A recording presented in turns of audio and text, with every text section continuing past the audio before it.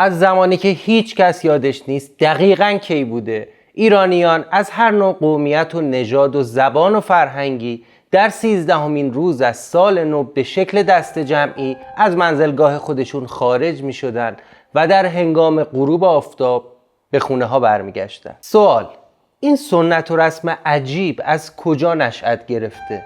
آیا همینطور که در بین عوام و فرهنگ عامه ما مرسومه به خاطر نحسی 13؟ اگه اینطوره چرا ما بقیه ماهای سال در روز 13 شاهد همچین موضوعی نیستیم؟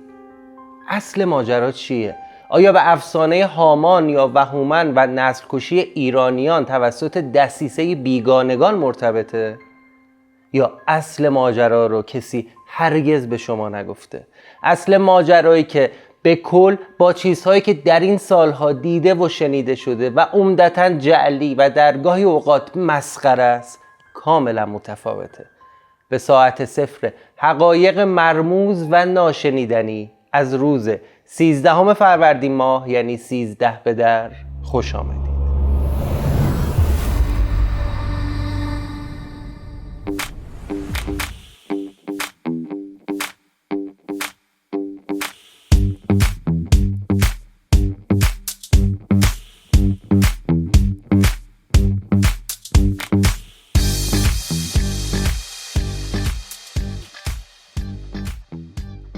خوش اومدید به یک قسمت دیگه از ویدیوکست‌های ساعت صفر. امیدوارم اگه تا الان همراه ما نبودید همین الان کانال ما رو سابسکرایب کنید و این ویدیو رو لایک بزنید. متشکرم.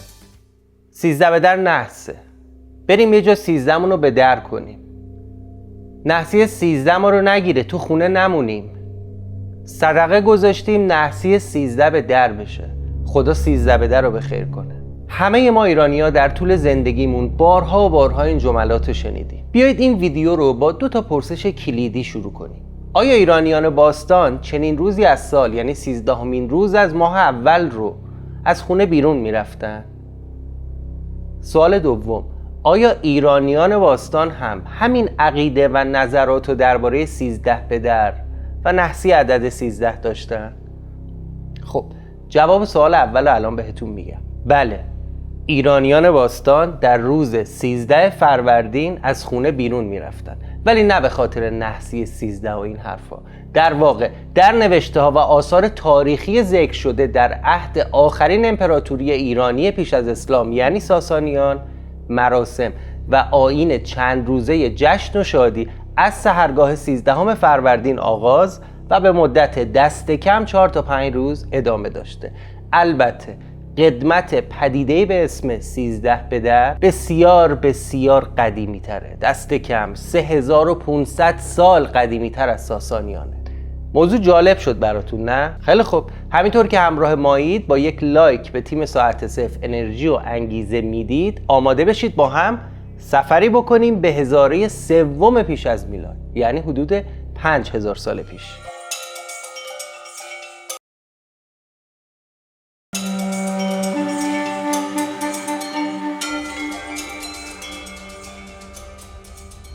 شاید شما هم تو این چند وقت اخیر داستان استر و مردخای رو شنیده باشید. داستانی نیمه جعلی و نیمه تخیلی که با اهداف سیاسی و غرض و مرض فرقه‌ای تو این چند سال بارها و بارها گفته و شنیده شده. اصل این داستان که یک شخص عالی رتبه در دربار هخامنشیان قصد برخورد خشونت‌آمیز داره با یک جمعیت غیر ایرانی یا یهودی، در منابعی که اصالت خودشون هم زیر سواله به شکل یک رمان داستانی تاریخی اومده که متن اصلی از نظر تاریخی با توجه به اسامی و توالی اتفاقات فاقد ارزش تاریخیه و بیشتر آمیزه‌ای از تخیل، داستان سرایی و امیدواری نویسنده. خیلی ها اما تو این چند سال تلاش کردن فلسفه 13مین روز از سال اول رو به موضوعات نجات پرستانه و دعوای بین مذاهب ربط بدن.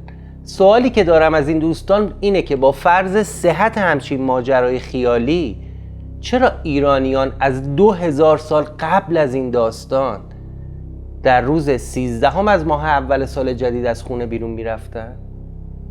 چرا؟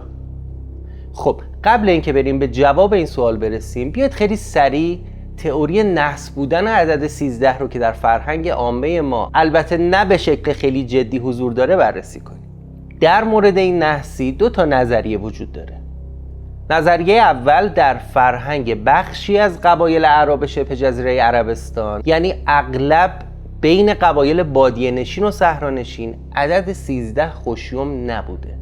احتمال داره موضوع نحس بودن 13 هم پس از فتح ایران به دست اعراب اولین بار این شکلی وارد فرهنگ ایرانی‌ها شده باشه، چرا که اعراب در دوران باستان 13 تمام ماه‌های قمری رو نحس حساب می‌کردن. حتی الان هم همچین عقایدی رو میتونیم در بین بسیاری از کشورهای عربی ببینیم. نظر دیگه درباره ورود این مفهوم و نحسی خرافاتی به فرهنگ عامه ما برمیگرده به نزدیکی و تبادل فرهنگی بین ایرانیان عصر صفویه و مسیحیان اروپایی و بخشی هم ارامنه که در اصفهان اون زمان، یعنی قلب امپراتوری صفویه، جای گرفتند و زندگی کردند. عدد 13 برای مسیحیان در قدیم بسیار نامیمون و شوم بوده. چرا؟ به خاطر ماجرای خیانت یهودا به عیسی. اگه بخوام خیلی خلاصه براتون بگم، در شبی که قرار بود یهودا مسیح رو به سربازان رومی معرفی بکنه و در ازای اون چند سکه بگیره، مسیح به همراه 11 تن از حواریونش داخل محفلی نشسته بودن و داشتند که شام میخوردن. تابلوی شام آخر داوینچی اشاره به همین اتفاق داره. مسیح به همراه 11 تن میشن 12 نفر توی خونه.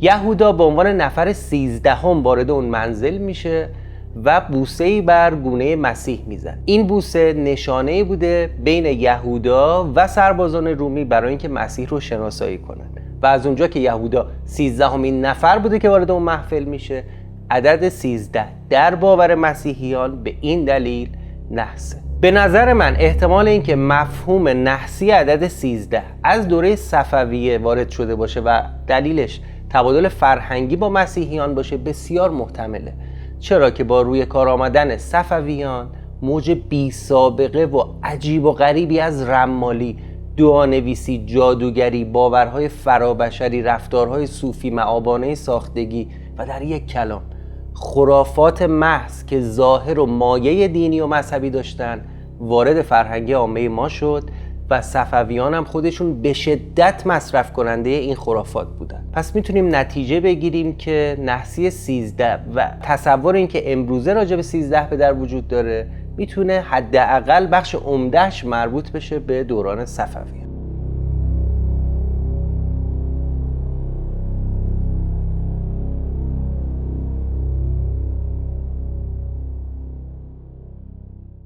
خیلی خوب، با این بررسی سریع بیایید با هم سفر کنیم به قرنهای ابتدایی ظهور زرتشت در ایران. در قرنهای ابتدایی ظهور زرتشت که آموزه های اشو زرتشت با باورهای کهن‌تر آریایی ها درآمیخته بود و این باورها توسط زرتشت در آموزه های خودش هم پذیرفته شده بود.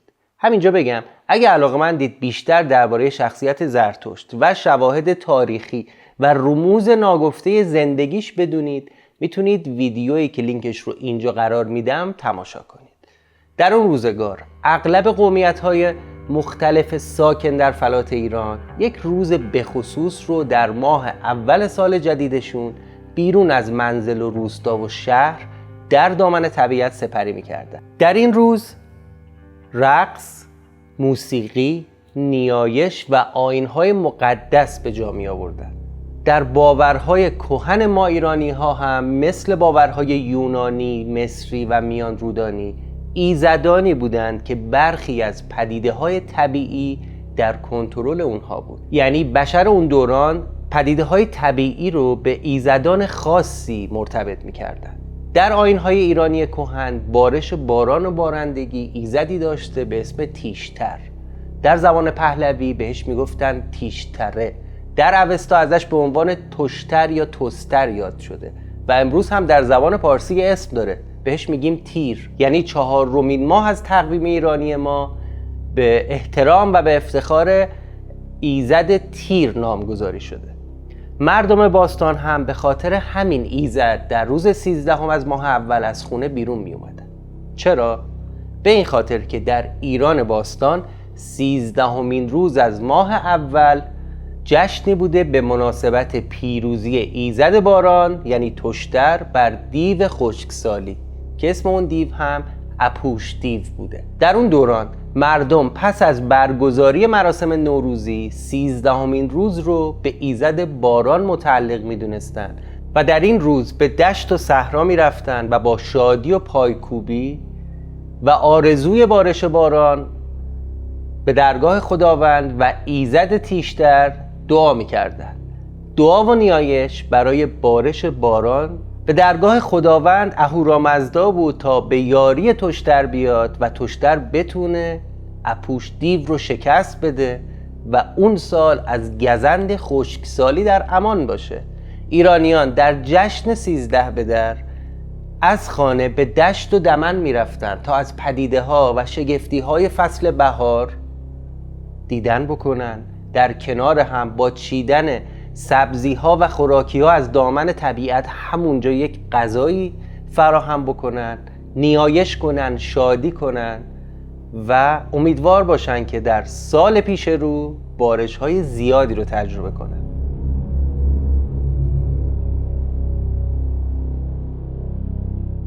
یه چیز جالب دیگه اینه که در اسطوره های ایران باستان عمر جهان 12,000 ساله و پس از اون جهان هستی عمرش به پایان میرسه و نبرد با تیرگی و اهریمن هم به سر میاد.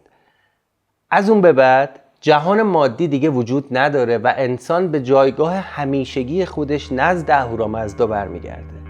اتفاقاً 13مین روز از اولین ماه از سال جدید برای ایرانیان خوشیمن بوده و به افتخار اون پیروزی ابدی در پایان دنیا 13مین روز رو جشن می‌گرفتن. خیلی جالب شد نه؟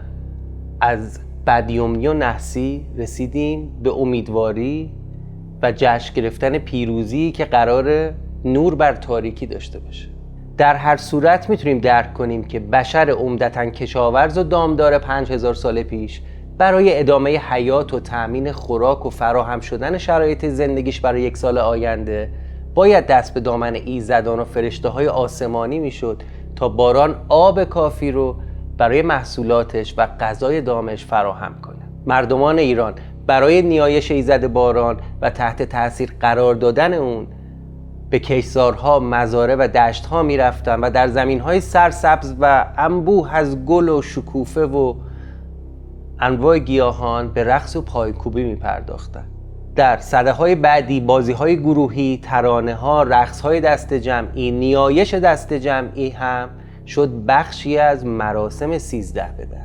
جالبه بدونید که در تقویم اوستایی و در همین اوستایی که امروز به دست ما رسیده 13 فروردین روز رسمی طلب باران برای همه سرزمین ایران بوده و به خوردن غذا در دشت و صحرا و به بیرون رفتن از منزل به صورت همگانی در اوستا توصیه و اشاره شده.